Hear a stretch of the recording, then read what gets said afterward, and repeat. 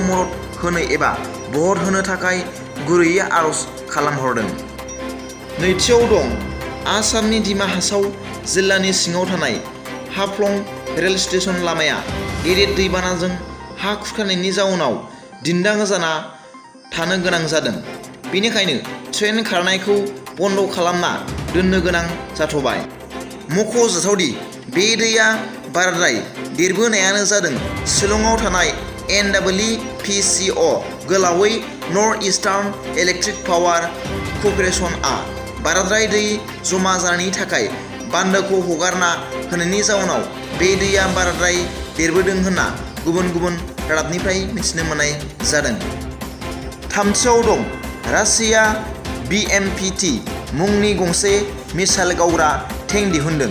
बे टेंकआ हा आरो दैयावबो जोबोद गोबां गोख्रैथिजों खारनो हायो आरो 6 किल'मिटार गोजाननि सोरफोरखौबो एबा टारगेटखौ गोरलैयैनो गाग्लोबनो हायो होनना रादाबाव फोरमायदों।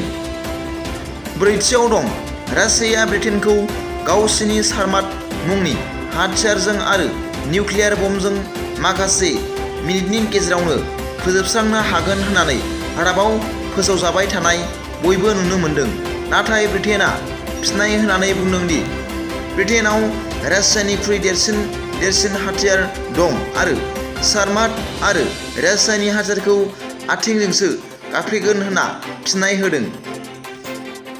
बाथियाव दं मैया क'क्राझार पुलिसआ मोनसे स्रोद सुलुंनि बिथाजों सं दाननानै क'क्राझार सहरनि शान्तिनगर हनुमान मन्दिरनि साहा खाथिनिफ्राय सासे ड्राग्स फालांगियारिखौ हमनो हायो। मख'जाथावदि हमजानाय ड्राग्स फालांगियारिखौ धुबुरी जिल्लानि बिलासिपारानि सिराजुल हक होननानै पुलिसनि सुलुङाव फोरमायदों। क'क्राझार जिल्ला पुलिस बिफाननि आयेन आब्रुथिनि उफ्रा पुलिस बिबानगिरि लामहाव दांगलआ मिथिहोनाय बादिब्ला हमजानाय ड्राग्स फालांगिरिफोरनिफ्राय 25 कन्टेनार ड्राग्स हमनो हायो होनना रोखा बुंथियो। फुंबिलिनि मोननैसो रादाबा दा बेखिनियानोमोन लोगोफोर।